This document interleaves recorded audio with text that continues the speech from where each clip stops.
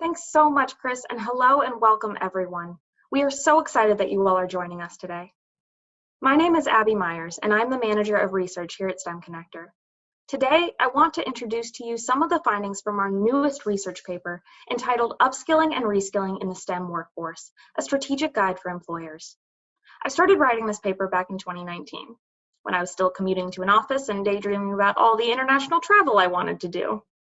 Little did I or anyone else know how much the world would change between then and now, and that this topic of skill building would become even timelier in the face of a global pandemic, where all of us would have to rethink how to do some of the most basic daily activities. The pace of change in today's world, particularly in the workplace, has made a solution set like upskilling and reskilling all the more important. Before we dig into this topic, since for many of you this is the first time meeting and hearing from me, I want to take just a moment and share a little bit about my story and how I found a passion for STEM. It all started with these two men. My grandfather, John Myers, shown on the left, began his academic career with an interest in chemistry. Now, my grandfather is a very dapper man and took a lot of pride in his appearance, which is why, after spending some time in the chem lab and discovering that he was burning holes in all of his nice clothes, decided that he would switch from chemistry to physics. Fewer open flames, for one.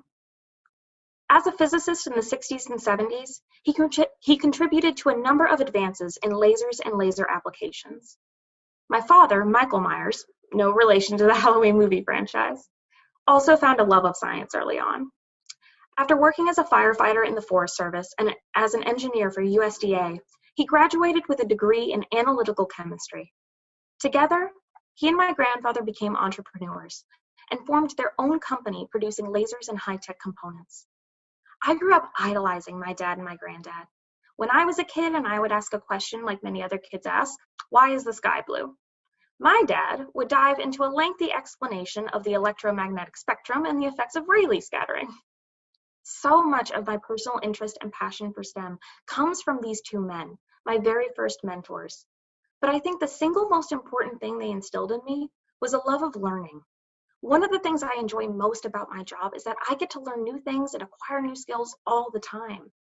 And I think that this continuous learning mentality, it's not uncommon among other people working in STEM. In fact, continuously building new skills has become necessary in so many parts of today's world. With that in mind, I hope you all will indulge me in a quick thought exercise. Think about a time in the last 6 months when you had to learn something new. For example, mastering one or more video conferencing programs right around March of this year. How did you do it? If you're like me, you probably started looking for help on the internet. Maybe you searched for some YouTube videos to show you how to do it. If you couldn't find an easy answer to one of your questions, maybe you went to a message board where other users had asked and answered similar questions.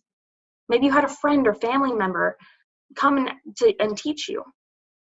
You might have even asked your colleagues for help, hoping you'd find someone with the right expertise who'd be willing to show you the ropes. Over time, you practiced what you learned, and before you knew it, you'd acquired a new skill. Whether you realized it or not, what you were doing was upskilling.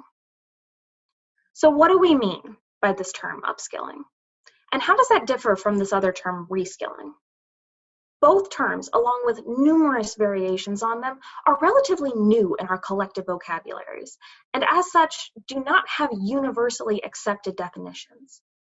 In our research piece, we at STEM Connector developed two working definitions to help differentiate these terms. Upskilling, we use to refer to training individuals in new skills that can be applied to their current job. For example, many of us learning new technologies that help us do our jobs remotely. In contrast, reskilling, we use to refer to training individuals in new skills that will allow them to perform different jobs. So the example here might be an individual who works in retail and takes advantage of their organization's reskilling program to learn how to be an IT professional. As I mentioned, some may have definitions that are just a little bit different from these, and that's okay. More important than the terminology is that upskilling and reskilling at their core are about helping individuals acquire new skills. So any kind of program you might have at your organization or see in the news that has the purpose of training people in new skills, that's what we're talking about. As always, we want to ground these terms and the solution set they represent within STEM Connector's existing frameworks, beginning with the STEM talent ecosystem. When we talk about upskilling and reskilling programs, we are most often referring to skill building within the incumbent workforce, represented here by the employer and post-secondary sectors. The individuals targeted with these programs have already completed their primary and secondary education. Many of them are already on a career path and have work experience in one or more fields. In addition, upskilling and reskilling are often deployed either through an employer organization, a post-secondary educational institution, or a learning vendor. One of the aspects of skill building programs that excites me personally is their ability to help bridge each of the 5 STEM talent gaps by building fundamental STEM skills at any age, increasing access to post-secondary education and credentialing, and providing opportunities for individuals from a variety of geographic and demographic backgrounds to enter into STEM pathways, all while changing fundamental beliefs of who belongs and can thrive in STEM careers. Not only that, but because upskilling and reskilling can be applied to the incumbent workforce, it provides an opportunity to break open the pipeline. What I mean by this is that oftentimes when we think about the STEM talent pipeline as exactly that, one specific route from childhood through higher education to careers. In the literature, STEM is often referred to as a leaky pipeline, where as they get older, fewer students demonstrate proficiency and interest in STEM subjects. Fewer college students enter and persist in STEM degrees, and even fewer adults pursue and remain in STEM careers. So what happens to those individuals who decide at age 8 or age 13 that STEM isn't for them? Do they never have another chance to enter back into the pipeline? Well, with this mindset of continuous learning and some support and guidance, those individuals can have the chance to build the skills and earn the credentials they need to pursue, persist, and succeed in STEM, all of which comes to benefit the modern workplace. So we have some understanding of what upskilling and reskilling are and how they fit into the STEM talent ecosystem. But what's with all the buzz around these terms? Unfortunately, it starts with a problem, the skills gap. In fact, 77% of US executives surveyed by McKinsey said that addressing skills gaps related to automation and digitization within their workforce was one of their top 10 priorities. In addition, 22% said that it was in the top 5, and 7% said that it was their #1 priority. One of the traditional ways of addressing skills gaps was to hire new talent. And this is still a prevalent strategy for many organizations. But looking outside for talent comes at a cost. The estimated average cost of hiring a single new employee in 2016 was $4,129. When we compare that to the average cost of hiring someone in an in-demand skill set, such as a web developer, that cost increases significantly, estimated to be almost $32,000. And this is a base cost. When we try to account for additional costs, such as loss of productivity and recruiting fees, that number can go as high as $60,000. Not only is acquiring new talent costly, but the average shelf life of skills are getting shorter. This is particularly true for STEM skills, which change more rapidly than other skill sets and are increasingly more specific. For example, in 2015, software companies were likely to have job postings for software developers. In 2018, just 3 years later, those same employers instead posted for Java developers, one specific programming language. When we look at this from a global perspective, an estimated 120 million workers worldwide will require reskilling in the next 3 years, driven by increasing job automation, decreasing talent availability, increased skill specificity, and an aging workforce. All of this contributes to the estimated 1.37 million workers who will be entirely displaced from their jobs in the next 10 years. In fact, roughly 1 in 3 jobs is facing some sort of change due to automation by the year 2030. Hiring new talent isn't enough. And while investing in primary and secondary education pathways is of the utmost importance for long-term workforce sustainability, it doesn't help us solve the problems that we're facing right now. This is where upskilling and reskilling come into play. By building talent rather than buying it, employers have at their disposal a solution set that can meet their shorter-term talent needs by investing in their incumbent workforce. Let's go back to that thought exercise for a moment.